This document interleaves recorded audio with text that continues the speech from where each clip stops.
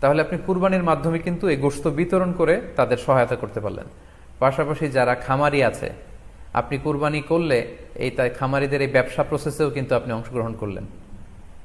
আপনি তাদের ব্যবসাতে, আল্লাহ তাআলা সুদকে হারাম করেছেন, ব্যবসাকে হালাল করেছেন, তাহলে ব্যবসার মতো একটা চমৎকার কাজেও আপনি সহায়তা করলেন কুরবানির মধ্য দিয়ে। আরও একটা গুরুত্বপূর্ণ বিষয় হচ্ছে, আমাদের গ্রাম বাংলায় কিন্তু আমাদের অনেক গরিব লোকজন আছে বা মা বোনেরা আছে যারা সারা বছর ব্যাপী ছাগল পালে এই আশায় যে কুরবানির সময় ছাগলটাকে বিক্রি করবে, অথবা গরু পালে। গ্রামগঞ্জে অনেক পরিবার আছে যে বছর শেষে কুরবানির সময় আসলে তারা এটা ভালো দামে বিক্রি করবে এবং সেই টাকা দিয়ে সারা বছর চলবে। সো আপনি যদি কুরবানি করেন তাহলে ওই প্রান্তিক জনগোষ্ঠীকেও কিন্তু সহায়তা করা হলো। পাশাপাশি কুরবানির এই সময়গুলোতে হাজার হাজার কসাইদের একটা জীবিকার ব্যবস্থা হয়। তারা গরু জবাই করে, চামড়া খোলে, গোশত কাটে।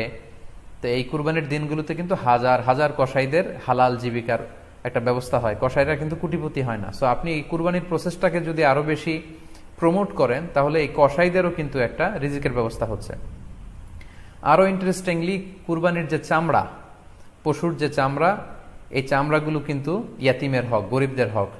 সো আপনি কুরবানির চামড়া বিক্রি যদি করে দেন, চামড়া চাইলে আপনি ব্যবহার করতে পারেন, অথবা বিক্রি করলে এটা কিন্তু ইয়াতিমখানাতে, মাদ্রাসাগুলোতে, অভাবী মানুষদেরকে এই দামটা কিন্তু দিয়ে দিতে হয়। ফলে কুরবানির এই চামড়া থেকে কিন্তু মাদ্রাসাগুলো বা ইয়াতিম ছাত্রছাত্রীরা উপকৃত হচ্ছে।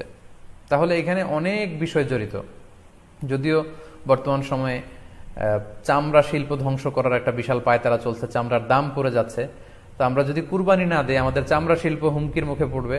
এবং এই যে হাজার হাজার মাদ্রাসা এবং এতিমখানা আছে যাদের একটা বড় ইনকামের বা আয়ের উৎস হচ্ছে কুরবানির সময় এই চামড়ার টাকা। সো মানে with all this discussion it seems that through sacrifice you can contribute more. আপনি যদি কুরবানি করেন এবং এটা যদি বেশি বেশি করেন, তাহলে আপনি যে চাচ্ছেন অসহায় মানুষদেরকে সহায়তা করতে, এটা আরো বেশি বেশি করা হলো, বেশি বেশি করা হলো। তাদেরকে গোশত বিতরণ করে আপনি সহায়তা করলেন, খামারিদেরকে ব্যবসার ক্ষেত্রে সহযোগিতা করলেন, গ্রামের যে নারীরা ছাগল পাললো, গরু পাললো, তাদের সহায়তা করলেন, কসাইদের হালাল জীবিকার জন্য সহযোগিতা করলেন, মাদ্রাসার ইয়াতিম ছাত্রদেরকে আপনি সহায়তা করলেন। সো আমি বলবো যে কখনো এই ভুল সিদ্ধান্ত নেবেন না যে কুরবানির টাকা আমি দান করে দেবো। না, আপনি কুরবানি করবেন, এতে আপনার কুরবানির ওয়াজিবও আদায় হবে, গরিবদেরকে সহযোগিতাও করা হবে। সেক্ষেত্রে যদি আপনি স্বাস্থ্য ঝুঁকি মনে করেন এই করোনা পরিস্থিতিতে, সেক্ষেত্রে আপনি সরাসরি হাটে যেতে না চাইলে অনলাইনে গরু ক্রয় করতে পারেন। গতকাল আমি কয়েকটি বিশ্বস্ত সংস্থা বা ফাউন্ডেশনের নাম উল্লেখ করেছি আমার পেজে, যারা এই কুরবানির সার্ভিসটা দিচ্ছে। তারা বিশ্বস্ত, আপনারা তাদের কাছে টাকা পাঠিয়ে আপনি কয় ভাগে কুরবানি দিচ্ছেন জানাতে পারেন, আপনার নাম্বার দিয়ে রাখতে পারেন। তারা কুরবানির দিন, কুরবানির শেষে আপনাকে SMS করে জানিয়ে দিবে যে আপনার কুরবানি হয়েছে, আপনার কুরবানি আদায় হয়ে গেল। অনেকে না বুঝে অনেক বিরূপ মন্তব্য করেছেন গতকালের স্ট্যাটাসটিতে। আসলে যে এই সংস্থাগুলোর কথা আমি উল্লেখ করেছি তাদের সাথে সরাসরি আমার কোনো সম্পৃক্ততা নেই, বরং এটা জনকল্যাণমূলক একটা কাজের অংশ হিসেবেই মূলত আমি অল্টারনেটিভ একটা সহজ পদ্ধতি, যারা হাটে যেতে চান না, গোশত বন্টন করা এবং করোনা পরিস্থিতির কারণে স্বাস্থ্য ঝুঁকি মনে করে যারা কুরবানি একেবারে দিতেই চাচ্ছেন না, তারা যেন এই ভুলটি না করেন, বরং অন্তত এই সংস্থাগুলোর কাছে টাকা পাঠিয়ে তারা যেন তাদের ওয়াজিব কুরবানির বিধানটি পালন করেন, এজন্য মূলত এই স্ট্যাটাসটি দেয়া হয়েছিল। আরও একটি সহজ পদ্ধতি আছে, সেটা হচ্ছে যারা শহুরে জীবনযাপন করছেন, শহরে আছেন, তারা চাইলে কিন্তু আপনার গ্রামের আত্মীয় স্বজনদের কাছে আপনার টাকা পাঠিয়ে দিয়ে কুরবানি আদায় করতে পারেন। টাকা পাঠিয়ে দিলে তারা আপনার পক্ষ থেকে ছাগল বা গরু কিনে কুরবানি করে তারা গোশত খেয়ে উপকৃত হলো, আশেপাশের গরিব আত্মীয় স্বজনদের মধ্যে বিতরণ করে এই কুরবানির প্রক্রিয়াটা আদায় হলো। এটাও খুব সহজে কিন্তু করা যেতে পারে। আর কুরবানির ক্ষেত্রে প্রতিনিধিত্ব জায়েজ আছে, অন বিহাফ অফ ইউ, অন্য কেউ আপনার পক্ষ থেকে কুরবানি করতে পারবে, আপনি টাকা দিয়ে দিলেই হলো। আর যারা হাটে যে নিজে দেখে শুনে গরু ছাগল কিনে এনে নিজে কুরবানি করে সব ব্যবস্থাপনা করতে পারবেন, আয়োজন করতে পারবেন, সেটা সবচাইতে ভালো। সেটা তো নূরুন আলা নূর, এটা নিয়ে কোনো কথা নেই। তবে সেক্ষেত্রে এই করোনা পরিস্থিতিতে হাটে যাওয়া, কুরবানি করা, সেক্ষেত্রে পরিপূর্ণভাবে স্বাস্থ্যবিধি মেনে চলতে হবে এবং সর্বোচ্চ সতর্কতার পরিচয় আমাদেরকে দিতে হবে, যাতে করে এই কুরবানিকে কেন্দ্র করে এই রোগের, এই মহামারী যাতে আরো বেশি করে আমাদের মাঝে ছড়িয়ে পড়ার কোনো সুযোগ না পায়। আশা করি কুরবানির টাকা দিয়ে দিলে কুরবানি আদায় হবে কিনা এই ব্যাপারটিও আপনারা বুঝতে পেরেছেন। এবার আমরা আসি, আরেকটি প্রশ্ন আমাদের কাছে খুব বেশি এসেছে, সেটা হচ্ছে কুরবানির পশু অনলাইনে ক্রয় করা যাবে কিনা। খুবই রেলেভেন্ট একটি কোশ্চেন, যেহেতু এখন অনেকেই হাটে যেতে চাচ্ছেন না করোনা পরিস্থিতির কারণে। অনলাইনে আমরা অনেক কেনাকাটা করি, ফলে অনলাইনে কুরবানির পশুটা ক্রয় করা যাবে কিনা, এটা হচ্ছে প্রশ্ন। এক্ষেত্রে উত্তর হচ্ছে জি, অন্যান্য জিনিস আপনি যেমনি অনলাইনে ক্রয় করেন সেগুলো যেমনি জায়েজ, অনুরূপভাবে অনলাইনে কুরবানির পশুও ক্রয় করা জায়েজ। বিভিন্ন ডেইরি ফার্ম আছে, অ্যাগ্রো ফার্ম আছে এবং বিভিন্ন গরু ছাগলের খামার আছে। তারা কিন্তু আমি দেখলাম যে বিক্রয়.com না রকমারি.com আমি দেখলাম যে তারা গরুর অ্যাড দিচ্ছে, গরুর ভিডিও সেখানে আপলোড করে দিচ্ছে, সেখানে তাদের ক্লায়েন্টরা সেটা দেখে তারা গরু ক্রয় করছে। যে এটা জায়েজ আছে ইনশাল্লাহ। আপনারা যদি স্বাস্থ্য ঝুঁকির কারণে গরুর হাটকে অ্যাভয়েড করতে চান, ওখানে যেতে না চান, আপনারা চাইলে অনলাইনে পশু ক্রয় করতে পারবেন। তবে সেক্ষেত্রে দুটি জিনিস আপনাকে নিশ্চিত হতে হবে, দুইটা জিনিস আপনাকে অনলাইনে পশু ক্রয় করার ক্ষেত্রে নিশ্চিত হতে হবে। প্রথম বিষয় হচ্ছে পশুটা দৈহিকভাবে ত্রুটিমুক্ত কিনা, এটা নিশ্চিত হতে হবে। অর্থাৎ পশুর বিস্তারিত অঙ্গ প্রত্যঙ্গের বর্ণনা আপনার জানা থাকা চাই। পশুটা সুস্থ আছে কিনা, বাহ্যিকভাবে সমস্ত ত্রুটিমুক্ত কিনা, এটা জানতে হবে। 2 নম্বর হচ্ছে পশুর বয়স সম্পর্কে আপনার জানতে হবে, কারণ যে কোনো বয়সের পশু দিয়ে কুরবানি করা যায় না, এটার একটা নির্ধারিত বয়স সীমা দেওয়া আছে শরিয়াতে, সেটা আপনাকে মেনটেন করতে হবে। প্রথম হচ্ছে সালিমাতুন মিনাল উয়ুবিজ যাহিরা, বাহ্যিক ত্রুটিমুক্ত হওয়া। যে কোনো পশু দিয়ে কিন্তু, অসুস্থ পশু দিয়ে কুরবানি করলে কিন্তু কুরবানি হবে না। এক্ষেত্রে আমরা সুনানে নাসাইর একটি হাদিস উল্লেখ করব। হাদিসটি সহিহ, বারা ইবনে আযিব রাদিয়াল্লাহু তাআলা আনহু বর্ণনা করেছেন। আল্লাহ রাসূল সাল্লাল্লাহু আলাইহি ওয়াসাল্লাম বলেছেন, লা ইয়াজুজু মিনাদ দাহায়া আল আওরাউল বাইয়িনু আওরুহা, এমন পশু দিয়ে কুরবানি হবে না যেই পশুটা সুস্পষ্টভাবে অন্ধ। অন্ধ কানা কোনো পশু দিয়ে কুরবানি হবে না। ওয়াল আরজাউল বাইয়িনু আরাজুহা, খোড়া, কুরবানি যেখানে করা হবে ওই জায়গা পর্যন্ত হেঁটে যেতে পারছে না, মাঠ থেকে বাড়িতে আনা যাচ্ছে না, এরকম খোড়া প্রাণী দিয়ে কুরবানি করা যাবে না। ওয়াল মারিদাতুল বাইয়িনু মারাদুহা, খুব বেশি অসুস্থ, খুবই দুর্বল অসুস্থ প্রাণী দিয়ে কুরবানি করা যাবে না।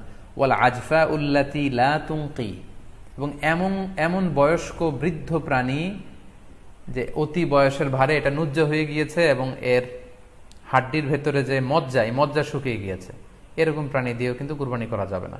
তাহলে সুনানে নাসাইয়ের এই সহিহ হাদিসটির মধ্য দিয়ে আমরা বুঝতে পারলাম যে অন্ধ প্রাণী দিয়ে কুরবানি করা যায় না, খোড়া প্রাণী দিয়ে করা যায় না, খুবই দুর্বল প্রাণী দিয়ে এবং খুব বয়স হয়েছে এরকম প্রাণী দিয়ে কিন্তু কুরবানি করা যাবে না। তারপর আমরা সুনানে তিরমিজির আরেকটি হাদিস এখানে উল্লেখ করব। এই হাদিসটিও হাসান পর্যায়ের হাদিস। বর্ণনাকারী হচ্ছেন আলী রাদিয়াল্লাহু তাআলা আনহু। তিনি বলেন, নাহা রাসূলুল্লাহ সাল্লাল্লাহু আলাইহি ওয়াসাল্লাম আইয়ুদহা বিআ'যাবিল করনি ওয়াল উযুন, অর্থাৎ আল্লাহ রাসূল সাল্লাল্লাহু আলাইহি ওয়াসাল্লাম শিং ভাঙা এবং কান কাটা এরকম প্রাণী দিয়ে কুরবানি করতে নিষেধ করেছেন।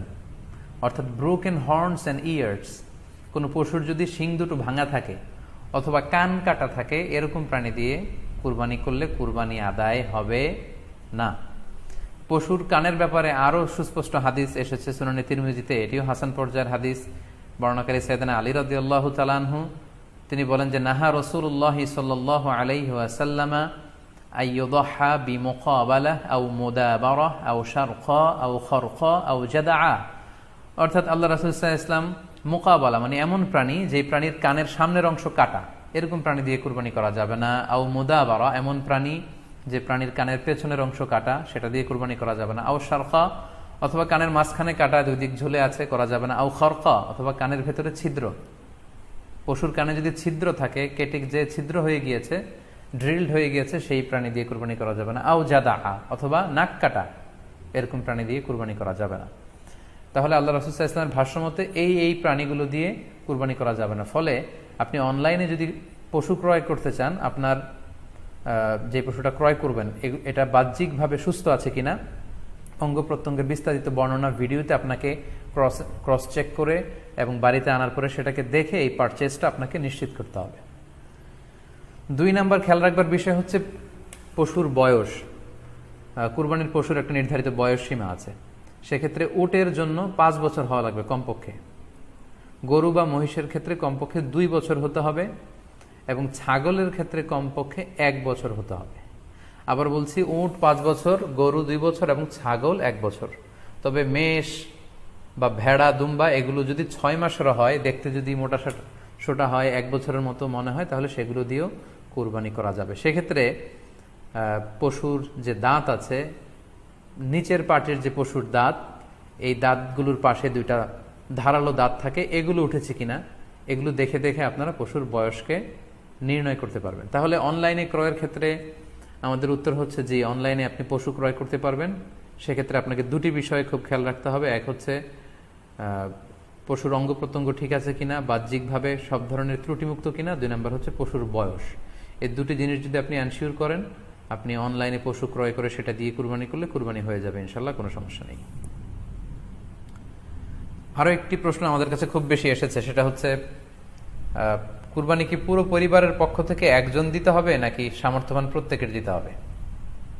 আই রিপিট, আমি আবার বলছি, প্রশ্নটি হচ্ছে যে অনেকে এই প্রশ্নটি করেছেন যে পুরো পরিবার থেকে একজন দিলে হয়ে যায় নাকি সামর্থ্যবান প্রত্যেকের দিতে হয়।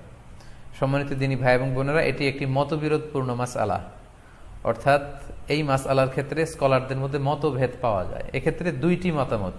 একদল স্কলার বলেছেন যে এটা পরিবারের পক্ষ থেকে একজন দিলে আদায় হয়ে যাবে। অপর মতামত হচ্ছে যে না, সামর্থ্যবান প্রত্যেকেরই দিতে হবে। আমরা দুইটি মতামত নিয়ে আলোচনা করি। প্রথম মত হচ্ছে যে এক পরিবারের পক্ষ থেকে একজনই যথেষ্ট। এই মতামতটিও দলিলের দিক থেকে বেশ শক্তিশালী। সেক্ষেত্রে আমরা মেহনাফ ইবনে সুলাইম রাদিয়াল্লাহু তাআলা আনহুর বর্ণিত একটি হাদিস সুনানে আবু দাউদে এসেছে। হাদিসটি হাসান পর্যায়ের হাদিস। তিনি বলছেন, ও নাহনু উকুফুন মা রাসূলিল্লাহ বিআরাফাতিন, আমরা রাসূল সাল্লাল্লাহু আলাইহি ওয়াসাল্লামের সাথে 9 জিলহজ আরাফার ময়দানে ছিলাম। ক্বালা, তখন আল্লাহ রাসূল সাল্লাল্লাহু আলাইহি ওয়াসাল্লাম আমাদেরকে বলেছেন, ইয়া আইয়ুহান নাস, হে মানব সকল, ইন্না আলা কুল্লি আহলি বাইতিন ফি কুল্লি আমিন উদহিয়া, অর্থাৎ প্রত্যেকটি, আল্লাহ রাসূল সাল্লাল্লাহু আলাইহি ওয়াসাল্লাম বলেছেন, প্রত্যেকটি ফ্যামিলির জন্য প্রতি বছর একটি কুরবানি ওয়াজিব হয়। আমি আবার বলছি, প্রত্যেক ফ্যামিলির জন্য প্রতি বছর কুরবানি দিতে হয় কয়টি? একটি। তাহলে কুরবানি পরিবারের পক্ষ থেকে একটি দিলেই আদায় হয়ে যাবে। সুনানি তিরমিজির আরো একটি হাদিস আমরা এখানে উল্লেখ করতে পারি। এই হাদিসটিও সহিহ। সাইয়েদনা আতা ইবনে ইয়াসার রাদিয়াল্লাহু তাআলা আনহু, উনি আবু আইয়ুব আল আনসারী রাদিয়াল্লাহু তাআলা আনহুকে জিজ্ঞেস করেছিলেন যে কাইফা কানাতিল উদহিয়া ফি আহদি রাসূলিল্লাহ, হে আল্লাহর নবীর সাহাবী, আল্লাহ রাসূল সাল্লাল্লাহু আলাইহি ওয়াসাল্লামের জামানাতে কুরবানি কেমন হতো, কিভাবে তারা কুরবানি দিতেন?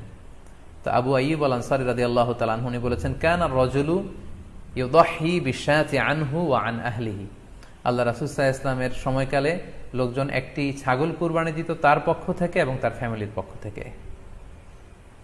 আনহু ওয়া আন আহলিহি, তার নিজের পক্ষ থেকে এবং ফ্যামিলির পক্ষ থেকে।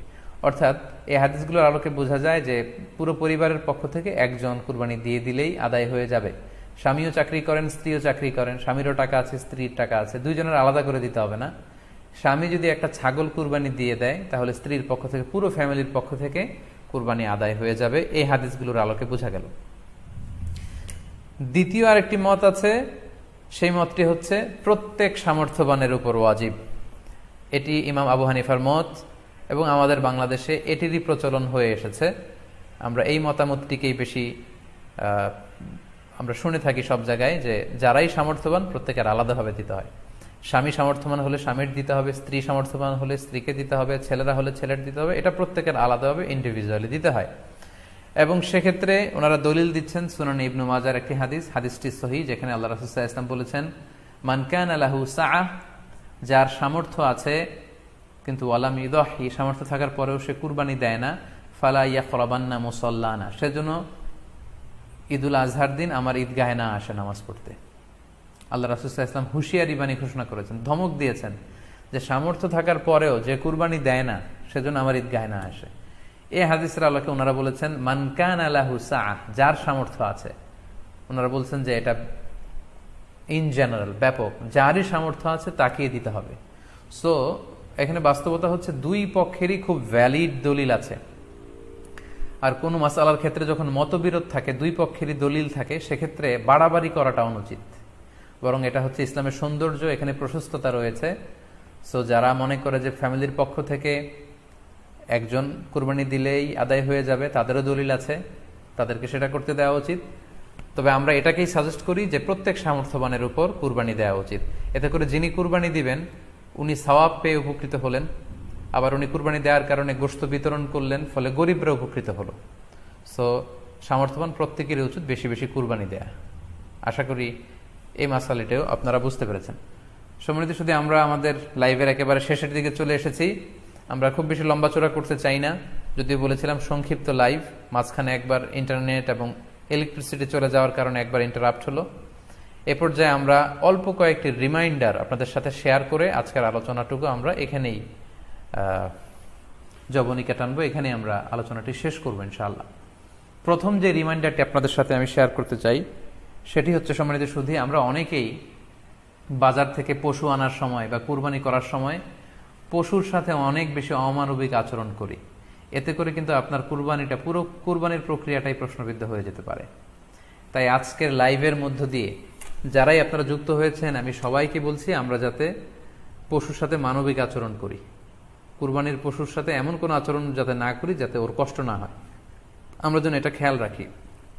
বিশেষ করে জবাই করার আগে পশুকে ভালোভাবে রশি দিয়ে বেঁধে নেয়া এবং ছুরিটা, যেই ছুরি দিয়ে জবাই করা হবে সেটা খুব ধারালো থাকা। আল্লাহ রাসূল সাল্লাল্লাহু আলাইহি ওয়াসাল্লাম কিন্তু এই দিক নির্দেশনা আমাদেরকে দিয়েছেন। সুবহানাল্লাহ, ইসলাম যে কতটা চেক এন্ড ব্যালেন্স, কতটা ভারসাম্যপূর্ণ জীবন বিধান।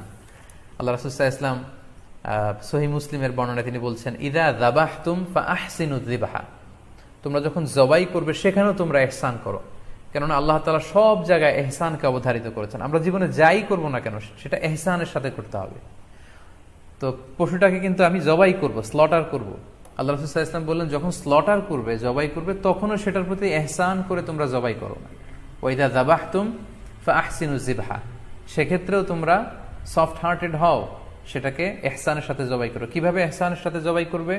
ওয়ালিয়ুহিদ্দা আহাদুকুম শাফরাতাহু ওয়ালিয়ুরিহ যাবিহাতাহু, তোমরা তোমাদের ছুরিটা খুব বেশি করে ধারালো করে নাও, যাতে করে খুব স্মুথলি স্লটারিংটা হয়ে যায়, খুব স্মুথলি কুরবানিটা তাড়াতাড়ি হয়ে যায়, যাতে প্রাণীটার কষ্ট না হয়। আমরা প্রায়ই আমাদের ব্যাখেয়ালে বা অবহেলাবশত কুরবানির পশু ট্রাক থেকে নামানো, হাট থেকে নিয়ে আসা, এমনভাবে আমরা কুরবানির পশুর সাথে ট্রিট করি, এতে করে কিন্তু অনেক অমানবিক আচরণ আমাদের দ্বারা প্রকাশ পেয়ে যায়। সো আমরা যদিও এটাকে জবাই করব, আমরা যেন ইহসানের সাথে জবাই করি, এই বিষয়টা যেন আমরা খেয়াল রাখি। এটা হচ্ছে প্রথম রিমাইন্ডার। দ্বিতীয় রিমাইন্ডার হচ্ছে, আমাদের দেশে প্রায় এটা ঘটে, জবাই করার পরে অনেক কসাইরা তাড়াতাড়ি এই পশুটার দেহ থেকে প্রাণ বের হয়ে যাওয়ার জন্য ছোট ছুরি দিয়ে জবাই করা প্রাণীটার গলার মধ্যে খোঁচা মারতে থাকে, গলায় বারবার খোঁচা মারতে থাকে। এটা কিন্তু ঠিক না। স্পাইনাল কর্ডে যদি আপনি জবাই করার পরে বারবার খোঁচা মারেন, তাহলে কিন্তু এই প্রাণীটার অপমৃত্যু হতে পারে, অর্থাৎ এটা স্বাভাবিক কোনো মৃত্যু নয়।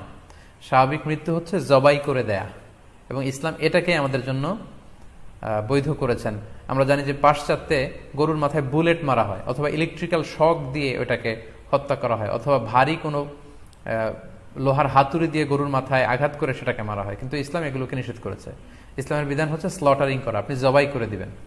সেক্ষেত্রে আমার মনে হয় 10 থেকে 15 মিনিট যদি আমরা একটু ওয়েট করি, গরুর দেহ থেকে সবগুলো রক্ত কিন্তু বের হয়ে যাবে, ফলে এটার গোশতটা উপাদেয় হবে আমাদের জন্য। কিন্তু আমরা যদি তাড়াহুড়ো করে, বিশেষ করে অনেক কসাই ভাইরা রুহটা যাতে তাড়াতাড়ি বের হয়ে যায়, প্রাণটা যাতে তাড়াতাড়ি বের হয়ে যায়, জবাইয়ের পরে আবার ছোট ছুরি দিয়ে স্পাইনাল কর্ডে খোঁচা মারতে থাকে, এটা কিন্তু ঠিক না। এতে করে যেটা হয়, এটা স্বাভাবিক মৃত্যু হয় না, বরং অপমৃত্যু হয়ে থাকে। আমরা যখন কুরবানি করি তখন প্রাণীটার শ্বাসনালী এবং কণ্ঠনালী কেটে যায়, এবং তারপরে রক্তনালী, যেটাকে ইংরেজিতে বলে জুগুলার ভেইন, এই জুগুলার ভেইনটা যখন কেটে যায় তখন কিন্তু প্রাণীটা আর ব্যথা পায় না। গবেষণায় দেখা গিয়েছে যে যদিও আমরা দেখি যে প্রাণীটা খুব ছটফট করে, লাফালাফি করে, কিন্তু আসলে সে ব্যথা পায় না। জুগুলার ভেইন যখন কেটে ফেলে তখন ব্রেইন তাকে স্পাইনাল কর্ডের মাধ্যমে হার্টে সিগন্যাল দেয় আরো বেশি পাম্প করার জন্য, আরো বেশি রক্ত পাঠানোর জন্য। ফলে দেহের সবগুলো রক্ত গলার ওই কাটা জায়গা দিয়ে কিন্তু বের হয়ে যায়। কিন্তু ওই মুহূর্তে আপনি যখন ছোট ছুরি নিয়ে এটার স্পাইনাল কর্ডে খোঁচাখুচি করতে শুরু করেন, তখন কিন্তু এটার অপমৃত্যু ঘটে, এটার স্ট্রোক হতে পারে, এটা হার্ট অ্যাটাক করে মারা যেতে পারে। তাহলে সেটা কিন্তু স্বাভাবিকভাবে জবাইয়ের মধ্যে দিয়ে মৃত্যুবরণ করলো না, বরং হার্ট অ্যাটাক করে বা স্ট্রোক করে সেটা মারা গেল। তখন কিন্তু আপনার কুরবানিটা প্রশ্নবিদ্ধ হয়ে যেতে পারে। তো এই জন্য আমি সকলের কাছে অনুরোধ করব, আপনারা তাড়াহুড়ো না করে 10 থেকে 15 মিনিট একটু ওয়েট করেন জবাইয়ের পরে, এটাকে স্বাভাবিকভাবে, ন্যাচুরালি, প্রাকৃতিকভাবে এটার রুহটা বের হতে দিন। তা না হলে আমাদের কুরবানি কিন্তু প্রশ্নবিদ্ধ হয়ে যেতে পারে। 3 নম্বর রিমাইন্ডার হচ্ছে, আমাদের বাংলাদেশের অনেক জেলায় আমরা হিন্দু মুসলমান একসাথে থাকি। আমার কাছে নিউজ এসেছে যে অনেক জায়গায় অনেকে হিন্দুদের মন্দিরের সামনে কুরবানির গরু জবাই করে। এটা ঠিক না, কারণ আমরা জানি যে ওরা এই গরুর পূজা করে থাকে। সো আমরা এমন কিছু করব না যেটা ওদেরকে খুব বেশি কষ্ট দিবে। সো অনেকে শুনেছি যে উস্কানিমূলকভাবে তারা একটু দেখিয়ে দিতে চায় বা তাদের উপর প্রতিশোধ নিতে চায়, এরকম করে অনেক সময় হিন্দুদের বিভিন্ন গ্রামে মন্দিরের সামনে এই কুরবানির ব্যবস্থাপনা করা হয়। আমি বলবো যে আমরা এটা যাতে না করি। আমরা হিন্দুদের যে উপাসনালয় আছে, আমাদের হিন্দু ভাইদের উপাসনালয়গুলোকে স্কিপ করে এমন জায়গায় কুরবানি করব যাতে করে তাদের এই দৃশ্য দেখা না লাগে এবং তাদের এবাদত গাহের সামনেও যাতে আমাদের এরকম পরিস্থিতি তৈরি করতে না হয়। আমরা যাতে সাম্প্রদায়িক সম্প্রীতি আমাদের আবাদতের মধ্য দিয়ে বজায় রাখতে পারি এবং কোন ধরনের উস্কানিমূলক কর্মকাণ্ডে যেন আমরা কখনোই যুক্ত না হই। 4 নাম্বার এবং সবচাইতে গুরুত্বপূর্ণ পয়েন্ট হচ্ছে, জি খেয়াল করে শুনুন, আপনাকে বলছি 4 নাম্বার পয়েন্ট হচ্ছে যে জবাইয়ের স্থান এবং বর্জ্য কুরবানির পরে এটাকে নিজ দায়িত্বে পরিচ্ছন্ন করুন। আই রিপিট, আমি আবার বলছি, যেখানে আপনি কুরবানি করলেন সেটাকে এবং এই যে বর্জ্য ময়লা এটা নিজ দায়িত্বে আপনি ক্লিন করুন। সিটি কর্পোরেশনের ভাইয়েরা সরকারি তত্ত্বাবধানে সারা বাংলাদেশের এই সব বর্জ্য আসলে পরিষ্কার করা সম্ভব না। জরিপে এসেছে যে 50 লক্ষ গরু জবাই করা হয় প্রত্যেকটা কুরবানির ঈদে। তো সেক্ষেত্রে আমাদেরকে দায়িত্বশীল হতে হবে। কুল্লুকুম রাঈন ওয়া কুল্লুকুম মাসউলুন আন রাইয়াতিহি। আল্লাহ রাসূল সাল্লাল্লাহু আলাইহি ওয়াসাল্লাম বলেছেন, তোমরা প্রত্যেকে দায়িত্বশীল আর তোমাদের প্রত্যেকের দায়িত্বের ব্যাপারে কিয়ামতের ময়দানে আল্লাহ তাআলা কিন্তু তোমাদেরকে জিজ্ঞেস করবে। তাই আমরা যেন নিজ দায়িত্বে এই কুরবানির করার স্থান এবং বর্জ্য যেন পরিষ্কার করি।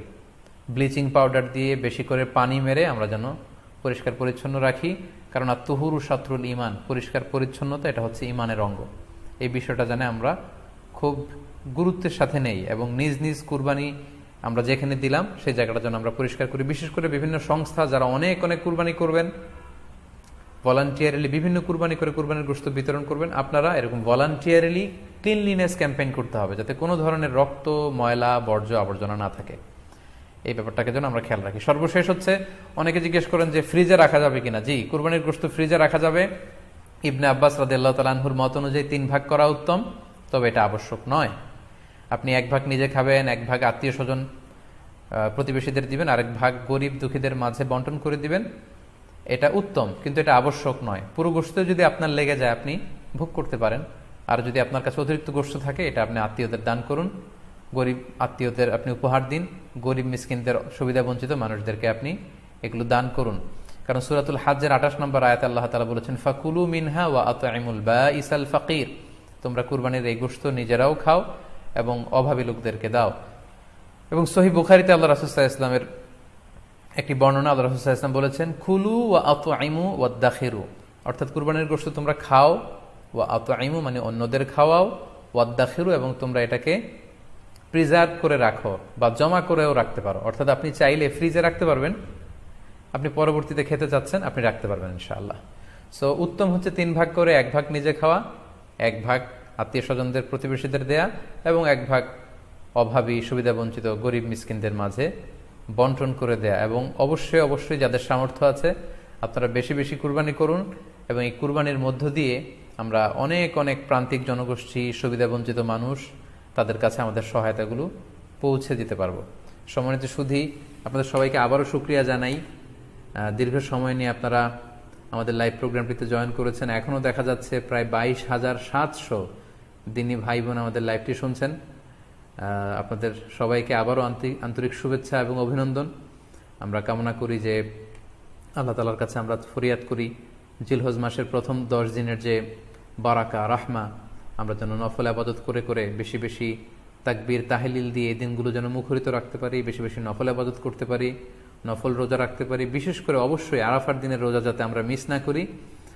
এবং যদিও করোনা পরিস্থিতির মধ্যে দিয়ে আমরা সবাই আতঙ্কিত, তারপরেও গোটা মুসলিম উম্মার জন্য আমরা দোয়া করি যে এই ঈদুল আজহার উৎসব যাতে আমরা ভাব গাম্ভীর্যের সাথে আবাদতের মধ্য দিয়ে, আনন্দ উৎসবের মধ্য দিয়ে পালন করতে পারি। আপনাদের সবার জন্য আমি দোয়া করছি, আমি নিজেও আপনাদের সবার কাছে দোয়া চাই। আল্লাহ তাআলা আপনাদের সবাইকে ভালো রাখুক, সুস্থ রাখুক, ঈমানের সাথে রাখুক। আবারও হয়তো কোনো লাইভে দেখা হয়ে যাবে, আপনারা লাইভটি শেয়ার করবেন বলে আশা করছি। সুবহানাকাল্লাহুম্মা বিহামদিকা আশহাদু আল্লা ইলাহা ইল্লা আনতা আস্তাগফিরুকা ওয়া আতুবু ইলাইক। ওয়াসসালামু আলাইকুম ওয়া রাহমাতুল্লাহি ওয়া বারাকাতুহু।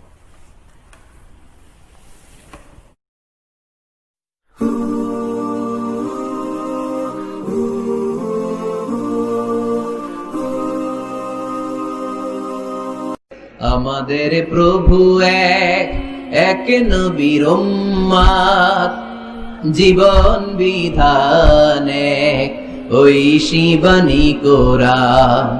আমাদের প্রভু এক, এক নবীর উম্মাত, জীবন বিধান এক, ঐশী বাণী কোরআন।